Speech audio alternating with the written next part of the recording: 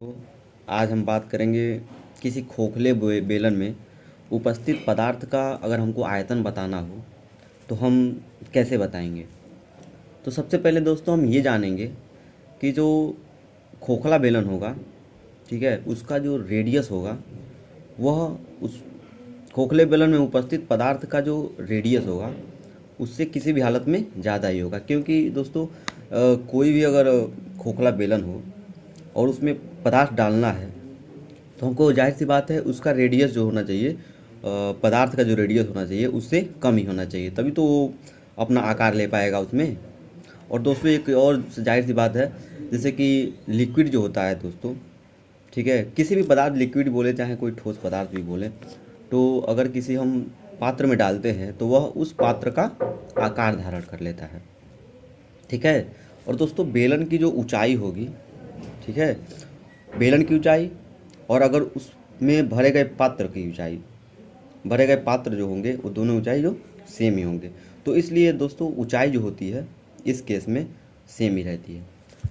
तो क्या करेंगे हम, सबसे पहले उस बेलन में उपस्थित पदार्थ का रेडियस किसे डिनोट करेंगे, स्मॉल आर से, और उस बेलन का जो रेडियस होगा वह कैपिटल आर से डिनोट करेंगे, ठीक है। तो अगर जाहिर सी बात है, अगर हमको उस बेलन में उपस्थित खोखले बेलन में उपस्थित पदार्थ की अगर आयतन बताना है हमको, तो जाहिर सी बात है खोखले बेलन के हमको सबसे पहले आयतन निकालना पड़ेगा। उसके लिए हमको रेडियस के पता, खोखले बेलन की रेडियस पता होना चाहिए। फिर उसके बाद से हमको पदार्थ का जो रेडियस है उसके बारे में पता होना चाहिए। फिर हमको ऊंचाई के बारे में पता होना चाहिए। जैसे कि बेलन का क्षेत्रफल क्या है, सॉरी सॉरी बेलन का जो आयतन होता है वो क्या होता है, वो होता है पाई आर स्क्वायर, ठीक है। तो क्या करेंगे, पाई आर स्क्वायर किस चीज़ का त्रिज्या लेंगे, वहाँ पे खोखले बेलन का त्रिज्या लेंगे, ठीक है। खोखले बेलन का त्रिज्या लेंगे, उसके बाद से पाई आर स्क्वायर। तो खोखले बेलन की त्रिज्या में क्या कहते हैं, क्षेत्रफल में से, आयतन के क्षेत्रफल में से पदार्थ के आयतन के क्षेत्रफल को घटा देंगे, ठीक है। तो आ जाएगा ना हमारा वो।